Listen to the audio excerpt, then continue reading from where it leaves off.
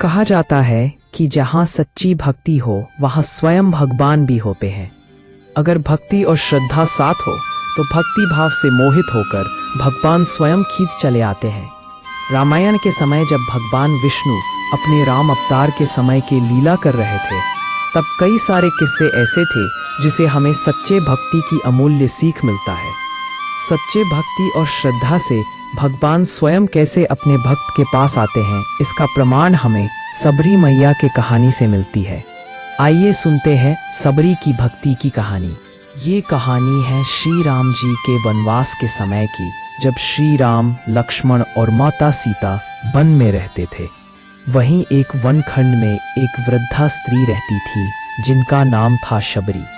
शबरी जन्म से ही श्री राम के भक्ति में लीन था, लेकिन असामाजिक लोगों के असामाजिक नियम के कारण वह अपने आप को सबसे दूर रखा करती थी और वन में अपने छोटी सी कुटिया में रहती थी।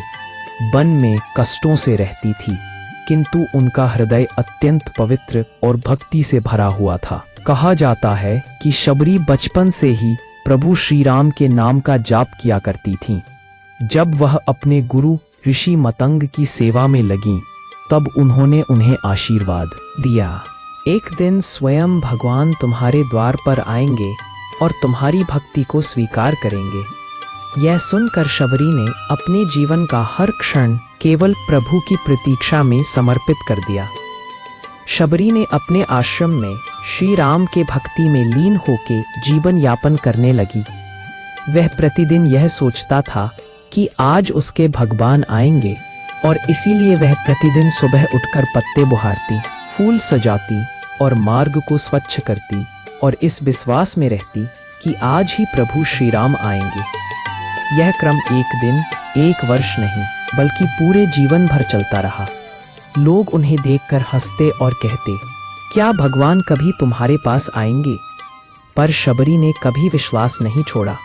वनवास के समय जब जब रावण ने माता सीता को छल से अपहरण कर लिया, तो श्री राम और उनका अनुज शेषनाग के अवतार लक्ष्मण माता सीता को खोजने दंडकारण्य के घने वन में विचरण कर रहे थे। जब श्री राम और लक्ष्मण अपने मार्ग से निकलते हुए शबरी के आश्रम पहुंचे, तब वृद्धा शबरी की आंखों से आंसू छलक पड़े। वर्षों की प्रतीक्षा आज पूरी हुई थी। उसने बड़े ही भक्ति और श्रद्धा से दोनों भाइयों को अपने कुटिया में स्वागतान्वित किया और नतमस्तक होकर बोली, प्रभु, आज मेरे जीवन का हर क्षण सफल हो गया। कुटिया में आए, यह मेरे लिए स्वर्ग से भी बढ़कर है। शबरी दौड़कर गईं और बेर के फल ले आईं। वह अपने भगवान को सबसे मीठा बेर के फल देना चाहती थी, पर कौन सा बेर मीठा है और कौन सा बेर खट्टा है, उसे पता कैसे चलेगा? अपने भगवान को वह खट्टा बेर देना नहीं चाहती थी, किंतु उनका हृदय इतना भावुक था कि वे प्रत्येक बेर को पहले स्वयं चखती। अगर फल खट्टा होता तो उसे अलग रख देती और केवल मीठे बेर ही श्री राम को अर्पित करती। ये तो झूठे हो गए हैं, इन्हें कैसे प्रभु स्वीकार करेंगे? पर श्री राम ने मुस्कुराकर बेर उठाए और बड़े प्रेम से खाने लगे। उन्होंने कहा, लक्ष्मण, यह बेर झूठे नहीं हैं। इनमें जो प्रेम और भक्ति का रस है वह किसी अमृत से भी बढ़कर है। यह मेरे लिए अमूल्य प्रसाद है। शबरी की कथा यह बताती है कि ईश्वर को बाहरी वैभव, सोने चांदी के मंदिर या भव्य पूजा की आवश्यकता नहीं है।